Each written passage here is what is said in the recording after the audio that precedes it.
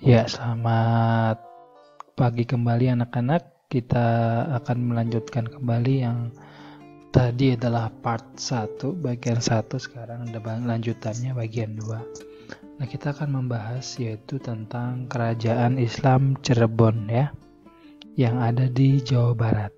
Cirebon itu ada di Jawa Barat ya, yang dimana kerajaan Islam Kesultanan Cirebon ini didirikan oleh Sunan Gunung Jati ya. Ia diperkirakan lahir tahun 448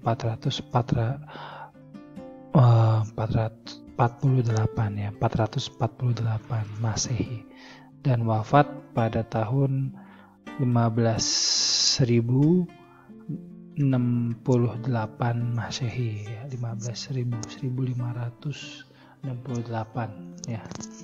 Dalam usia 120 tahun ya, ini cukup tua sekali. Karena kedudukannya sebagai Wali Songo, ia mendapat penghormatan dari raja-raja ya di Jawa seperti Demak dan Pajang ya.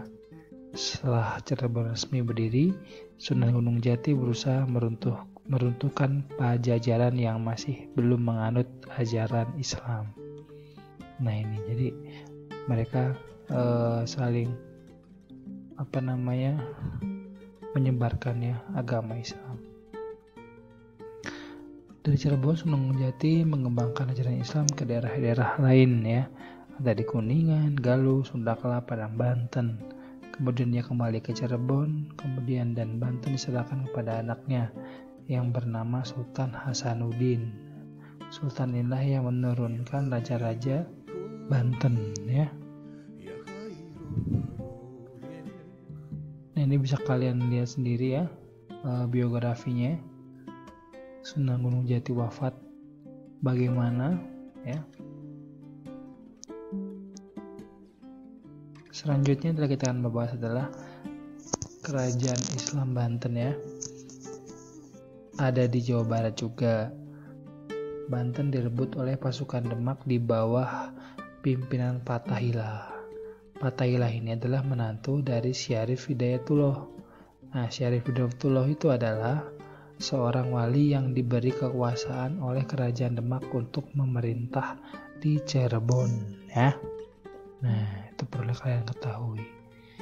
Nah, Syarif Hidayatullah memiliki 2 putra laki-laki, Pangeran Pasaran, Pangeran Sabakking ya. Sabakingkin ya, Sabakingkin. Kalian baca sendiri ya. Nah, inilah silsilahnya dari Sultan Hasanuddin. Hasanuddin ini bukan Hasanuddin dari Makassar ya, beda ya. Ini Hasanuddin yang ada di Banten di Jawa Barat sampai dengan Abdul Nasar Abdul Kahar Sultan Haji. Ini silsilahnya ya, ini mereka masih keturunan ya. Sultan Ageng Tirtayasa, Sultan Abdul Patah. Nah ini bisa kalian baca sendiri ya.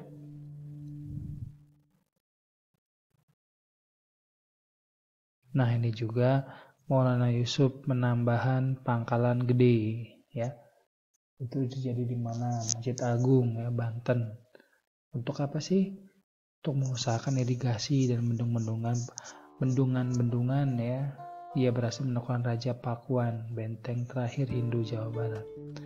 Jadi semua itu kerajaan Hindu Buddha itu runtuh karena ya ada pengaruh Islam juga ya, karena Islam kan menganutnya sistem kepercayaan kepada Allah, sedangkan dinadisme animisme pada saat itu masih kental di kerajaan Hindu Buddha.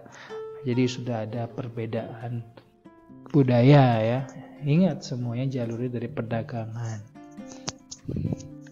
Nah ini adalah Masjid Agung Banten ya, tempo dulu. Nah ini yang sekarang, nah nggak jauh beda ya, tapi sedikit ada perubahan atau renovasi. Ini masih ada sampai sekarang ya. Selanjutnya kita akan membahas kerajaan Islam di Sulawesi. Sulawesi itu di mana? Di Sulawesi Selatan terdapat 16 kerajaan, antaranya Gua Talo, Bone, Sopeng, Wajo, dan Sidenreng. Untuk mengetahui letak kerajaan tersebut, kita akan bahas ya satu persatu. Kerajaan Goa dan Talon membentuk persekutuan ya pada tahun 1528 sehingga melahirkan suatu kerajaan yang dikenal dengan Kerajaan Makassar. Ya, Kerajaan Makassar ibu kotanya di Goa ya. Nah, ini adalah salah satu peta wilayah ya.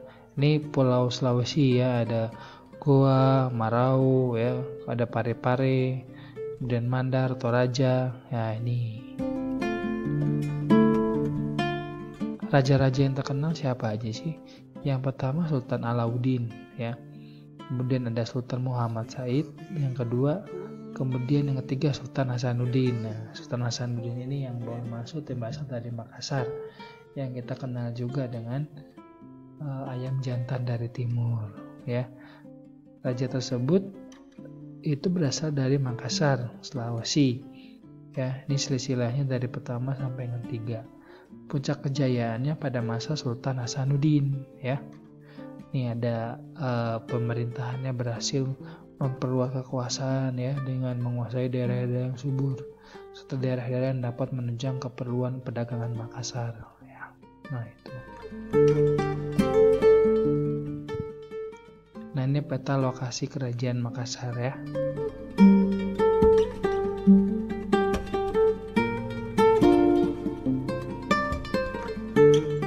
Selanjutnya, nah ini penyebaran Islam di Sulawesi Selatan dilakukan oleh siapa? Kemudian kehidupan ekonominya bagaimana?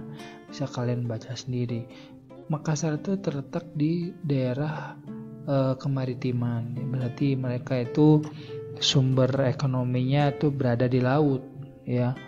Kemudian mereka memperkuat armada dia, kemudian untuk berperang, ya, melawan Portugis atau VOC karena pada saat itu masih ada Portugis. Selanjutnya kerajaan Islam di Maluku. Nah, ingat, yang ada di Pulau Maluku itu hanya kerajaan Ternate dan Tidore. Ya, berbeda dengan kerajaan Sulawesi. Ya, kerajaan Ternate dan Tidore ini siapa aja raja-rajanya bisa nanti kalian baca sendiri di sini ya. Sudah jelas sekali kehidupan politiknya. Nah, ini yang kita kenal demi kepentingan penguasaan perdagangan rempah-rempah tersebut, maka mendorong terbentuknya persekutuan daerah di Maluku Utara yang disebut dengan Uli Lima dan Uli Siwa. Nah, ini yang perlu kalian ketahui ya. Kemudian Uli Lima itu artinya apa sih? Persekutuan 5 bersaudara yang dipimpin oleh Ternate yang terdiri dari Ternate, Obi, Bacan, Seram, dan Ambon. Kemudian Uli Siwa adalah persekutuan yang ada 9 saudara yang terdiri dari Tidore, Makayan, Jailolo, dan pulau-pulau yang terletak di Kepulauan Halmahera Barat. Nah, ini adalah petanya ya anak-anak ya. Bisa kalian cermati sendiri. Nah, ini adalah raja-raja Ternate dan Tidore. Dari dari Zainal Abidin sampai dengan Sultan Nuku ya. Nah, ini Sultan Kahirun, Baobuloh ya. Nah, ini adalah raja-rajanya. Ternate dan Tidore hidup berdampingan secara damai, namun kedamaian itu tidak berlangsung lama. Ya, jadi ada setelah Portugis dan supaya mereka itu mengadu domba. Ya, akibatnya kerajaan tersebut ada salah satu kerajaan tersebut mendapat pengaruh politik dari Belanda, tujuannya untuk apa?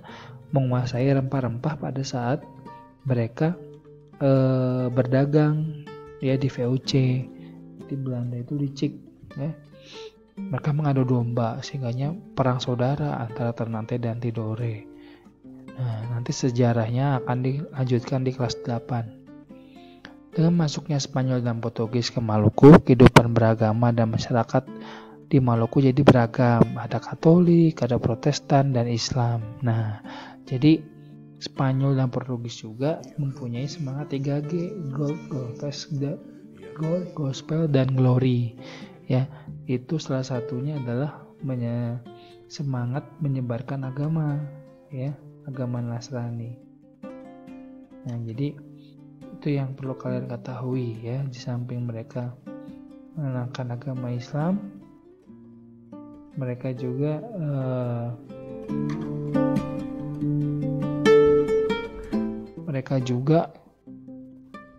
menyebarkan agama Katolik, Kristen, dan sebagainya. Selanjutnya, ini salah satu peninggalan bangunan masjid kuno di Maluku. Ya, ini adalah salah satu wajah-wajahnya ya, Malik Al-Saleh. Ini adalah Sultan Iskandar Muda. Ini salah satu pahlawan mereka semua. Sultan Trengganu, ya. Raden Patah. Nah, Raden Patah ini salah satu wali Songo. Ya, khususnya Sultan Hasanuddin yang terkenal dengan ayam jantan dari timur. Nah, itu saja yang bisa Bapak sampaikan, dan perlu kalian ingat, nanti Bapak akan ada kuis kembali seperti biasa. Kuis semua akan Bapak ambil dari slide video ini ya, sehingga kalian harus memantengin dan memperhatikan video ini dengan detail. Baik, terima kasih anak-anak, sampai jumpa di pelajaran yang selanjutnya.